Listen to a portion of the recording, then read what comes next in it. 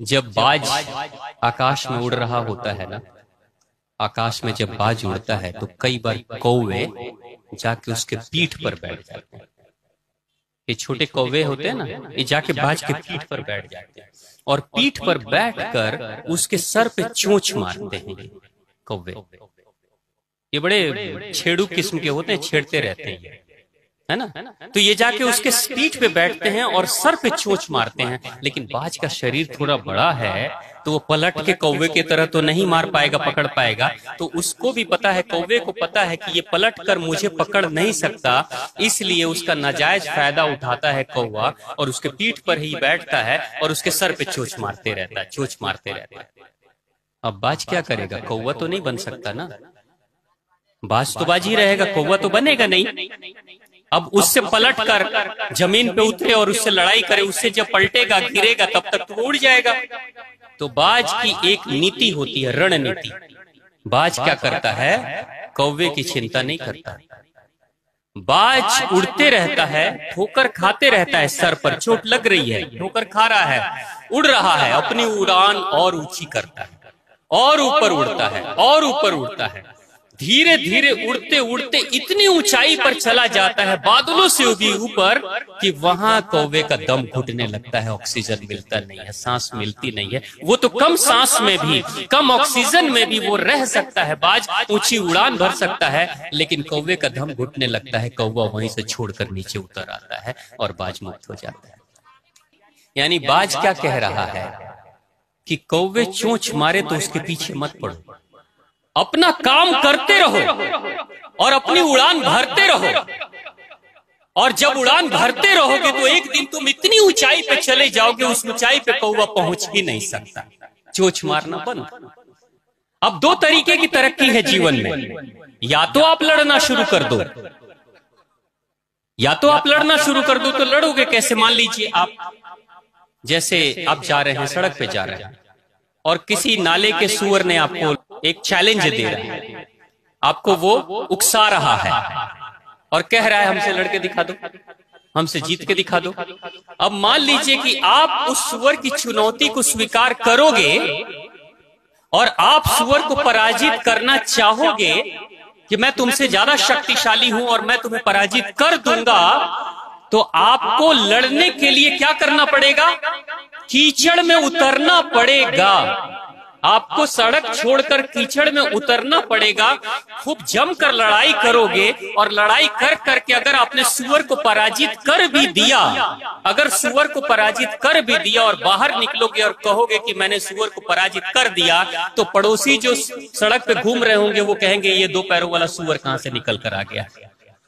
क्योंकि उतने दूर कीचड़ में जो तुमने लड़ाई की है, आपने जो लड़ाई की है, आप खुद ही सुअर बन जाओगे, क्योंकि पूरे सर से लेकर पैर तक आपके कीचड़ भर जाएगा। तो सुअर को पराजित करने के लिए आपको ही सुअर बनना पड़ेगा। तो सुअरों के चक्कर में मत पड़ो, बाज की तरह सीखो, बाज की तरह सीखो। चोंच मारता है, मारने दो, उड़ान इतनी भरो, यानी काम बंद मत करो अपना। बाज क्या कर सकता है? उड़ सकता है, तो उड़ान नहीं भर, उड़ान रोको मत। अब किसी बच्चे को किसी ने कह दिया अरे तुम क्या पढ़ोगे, तुम क्या पास होगे, तुम क्या जीवन बनाओगे, तुम तो जिंदगी भर ऐसे ही रहोगे, तो ये सब बातें मत सुनो और पढ़ाई करो बाज की तरह और उड़ान भरो, ऊंची उड़ान भरो। एक दिन तुम इतने बड़े मुकाम पे पहुंचो कि उस दिन सबका मुंह बंद हो जाए, सबको जवाब मिल जाए, सबको शांति हो जाए। अब हाथी रोड पे चलता है तो कुत्ते तो भौंकते हैं। अब हाथी छोड़ कर जाए वो सड़क के किनारे, कुत्तों के पीछे दौड़े नहीं, अपने मस्त चाल में चलते रहता है। लेकिन कभी कभी इंसान ऐसी मूर्खता कर देता है। एक बार विचित्र घटना घटी। एक बार क्या हुआ, एक ट्रेन चल रही थी जिसमें बहुत सारी सवारियां थी, सैकड़ों लोग थे।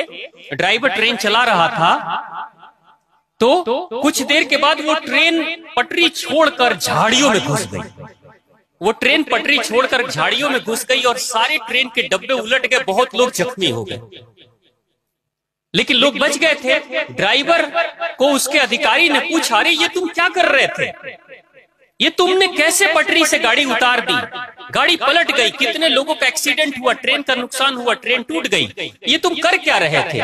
तो वो ड्राइवर कह रहा था मैं तो ठीक ही चला रहा था, मैं तो ठीक से ही चला रहा था, लेकिन मैं देखा कि मेरे ट्रैक पे यानी कि रेलवे लाइन के ऊपर एक आदमी ऐसे हाथ करके खड़ा था।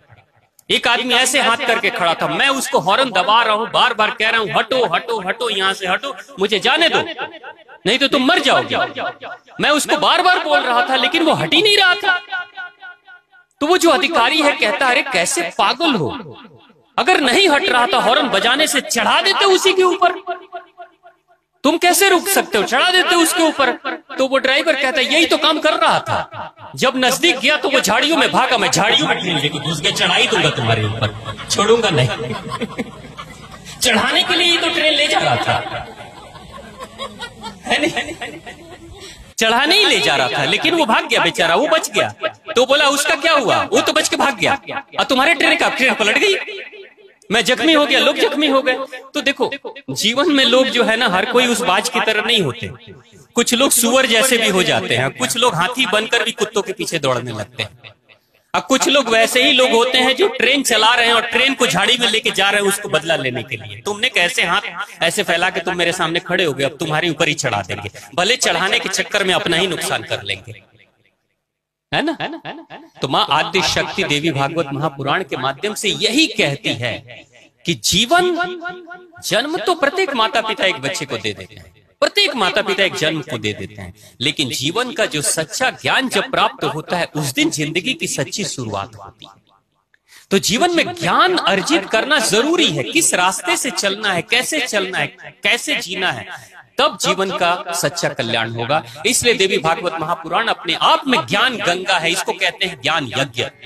ज्ञान यज्ञ में इसकी छोटी छोटी जो कथाएं हैं, छोटे छोटे जो हीरे मोती हैं, उन मोतियों को जब आप संजोगे, आप जब उनको अपने जीवन में माला बनाकर पहनोगे, तो आपकी जिंदगी में आपको लगेगा जिंदगी ज्यादा सुलझती चली जा रही है, जिंदगी ज्यादा आसान हो गई है, और बड़ी से बड़ी समस्याओं का भी समाधान आप बहुत आसानी से निकाल लोगे।